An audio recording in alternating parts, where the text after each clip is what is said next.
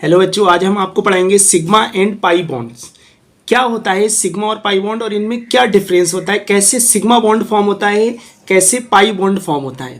ध्यान से देखेंगे बेटा, जो हमारा सिग्मा बॉन्ड होता है, कौन सा बॉन्ड होता है? Sigma bond. और एक होता है हमारा पाई बॉन्ड। जो बेटा सिग्मा बॉन्ड होता है वो क्या होता है? Formed by axial overlapping. कौन सी ओवरलैपिंग से बनता है? Axial overlapping. End to end या हेड टू हेड ओवरलैपिंग बोलते हैं इसको। क्या बोलते हैं? एंड टू एंड या head to head overlapping. Head to head overlapping से जो हमारा बॉन्ड बनता है बेटा, वो कौन सा बॉन्ड होता है? सिग्मा बॉन्ड होता है। कौन सा होता है? सिग्मा बॉन्ड होता है। अब हमारा आता है बेटा इसके जस्ट सामने pi bonds, formed by lateral overlapping. Lateral overlapping या साइड वाइज। लेटरल मतलब जो साइड वाइज जुड़ा होगा। साइड वाइज ओवरलैपिंग से हमारा जो बॉन्ड बनता है बेटा, वो कौन सा बॉन्ड बनता है? पाई बॉन्ड्स बनता है। कौन सा? Pi bond. अब यहां से पूछा जाता है, देखिए बेटा, जो सिग्मा बॉन्ड होता है वो हमारा कैसा बॉन्ड होता है? डायरेक्शनल बॉन्ड होता है। सिग्मा बॉन्ड कौन सा होता है? डायरेक्शनल बॉन्ड होता है हमारा।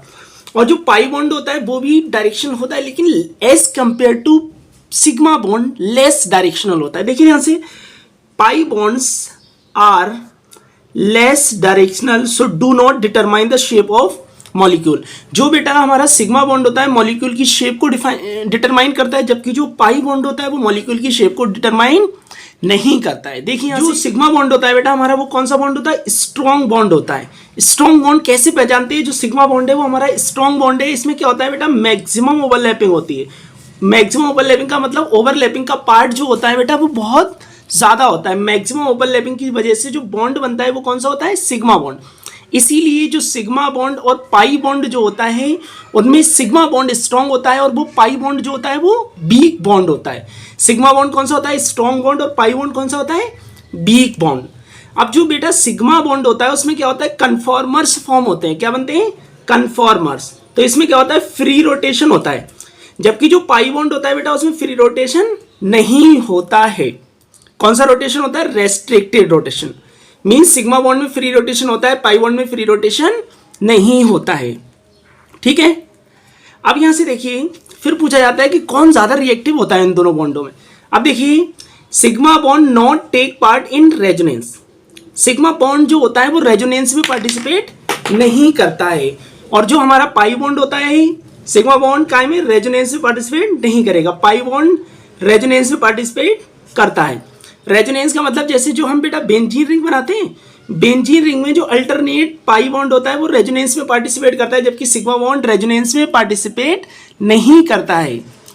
बात समझ में आ रहा है बेटा? अब देखिए कौन ज्यादा रिएक्टिव होता है इन दोनों में। तो क्या होता है बेटा, जिसकी एनर्जी कम होती है वो बॉन्ड ज्यादा रिएक्टिव है। देखिए सिग्मा बॉन्ड जो होता है वो हमारा क्या होता है?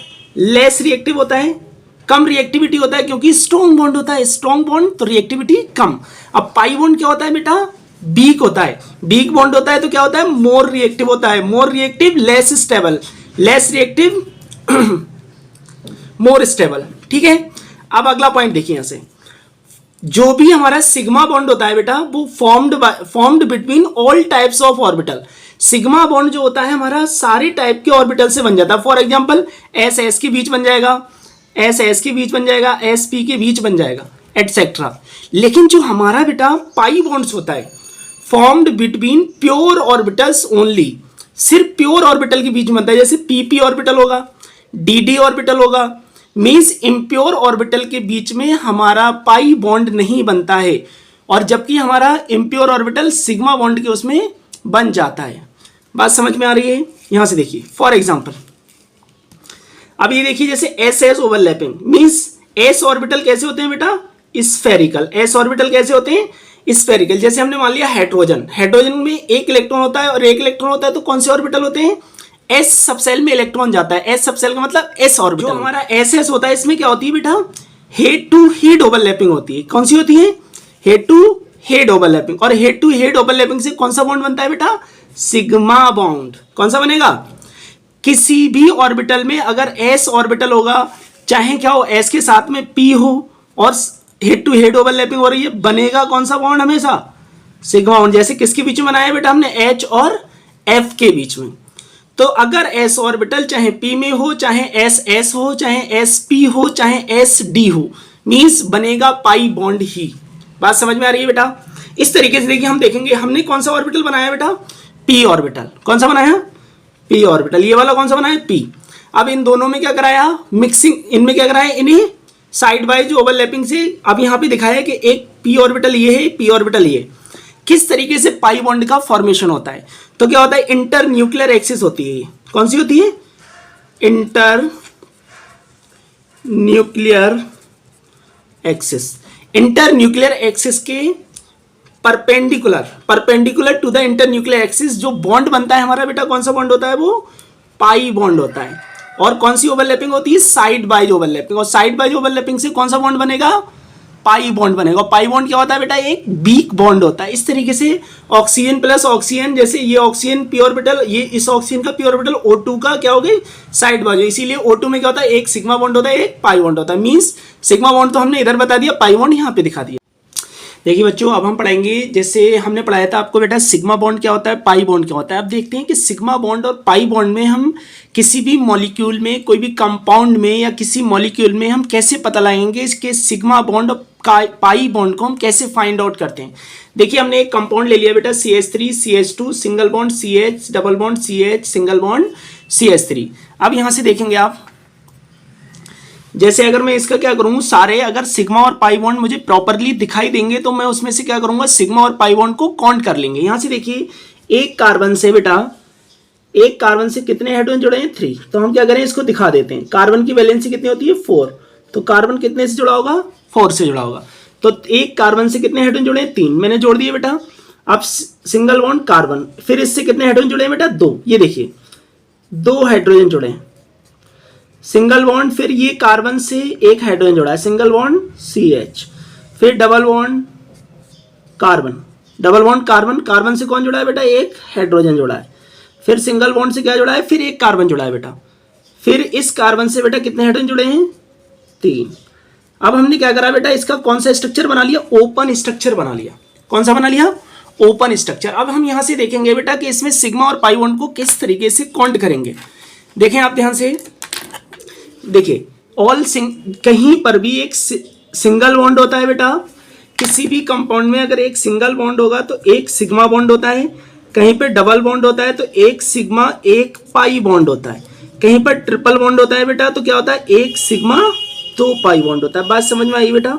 इस तरीके से हम किसी भी कंपाउंड में से सिग्मा और पाई बॉन्ड को काउंट कर सकते हैं।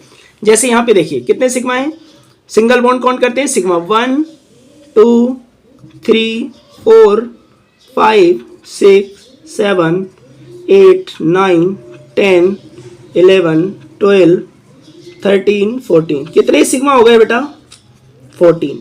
पाई काउंट करते हैं। पाई कहाँ पे होता है, जहाँ पे डबल बॉन्ड होता है, एक पाई होता है, ट्रिपल होता है, 2 पाई होता है। काउंट करिए यहाँ से, देखिए एक डबल ये है बस, तो पाई बॉन्ड कितना हो गया बेटा, 1।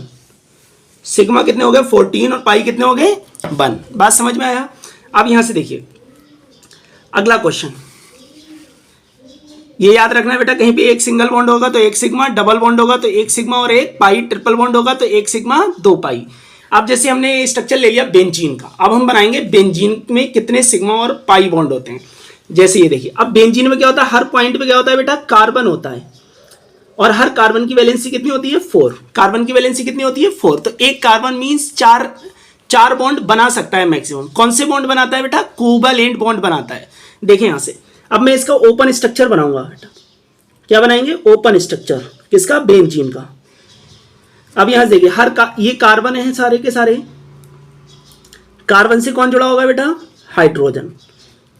फॉर्मूला एग्जैक्ट क्या होता है बेंजीन का, C6 और H6। 6 कार्बन हो जाएंगे, 1 2 3, और हर कार्बन से क्या हो जाएगा, एक एक हाइड्रोजन। क्या हो जाएगा, एक एक हाइड्रोजन। और अल्टरनेट कौन सा बॉन्ड है बेटा, पाई बॉन्ड। तो बेंजीन का हमने ओपन स्ट्रक्चर बना लिया, देखो ठीक है। अब यहां से देखेंगे, अब हम क्या करेंगे, सिग्मा और पाई बॉन्ड को बेटा काउंट कर लेंगे। किसको काउंट करेंगे, सिग्मा बॉन्ड और पाई बॉन्ड को काउंट कर लेंगे। देखिए ध्यान से, यहां से हम इसको कट लगा देते हैं और हम आराम से सिग्मा और पाई बॉन्ड को फाइंड कर लेंगे। देखिए यहां से बेटा, 1 all single bond are called sigma bond. जहां पे सिंगल बॉन्ड होते हैं सब सिग्मा होते हैं। 1 2, फिर आएगा 3 4 5 6 7 8 9 10 11 और एक 12। कितने सिग्मा बॉन्ड हो गए बेटा? 12। आप पाई निकालेंगे यहाँ से बेटा, 3 1 2 3, डबल बॉन्ड 3 है तो पाई बॉन्ड कितने हो गए? 3। कितने हो गए? 12 सिग्मा 3 पाई। किस में आ गए बेटा? बेंजीन में। अब हम बात करेंगे बेंजल्डिहाइड। ये हमारा, और बेंजीन क्या होता है? हमारा ऑर्गेनिक कंपाउंड होता है। इसी तरीके से बेंजल्डिहाइड भी हमारा कौन सा होगा? Organic compound. देखें यहाँ से, अब हम इसका ओपन स्ट्रक्चर बनाएंगे, सेम बेंजीन की तरह है, बस CHO लगा हुआ है इसमें। हर कार्बन से क्या होगा बेटा? एक एक हाइड्रोजन होगा। क्या होगा? हर कार्बन से एक एक हाइड्रोजन होगा। देखिए ध्यान से, और यहाँ पे क्या होगा? एक कार्बन से ऑक्सीजन है और एक क्या है बेटा? हाइड्रोजन है। और अल्टरनेट कौन सा बॉन्ड होगा? Pi bond. बेंजीन रिंग पे CHO क्या हो जाता है बेटा? बेंजल्डिहाइड। अब हम यहाँ से देखेंगे इसमें कितने सिग्मा बॉन्ड आएंगे और कितने पाई बॉन्ड आएंगे। देखिए ध्यान से,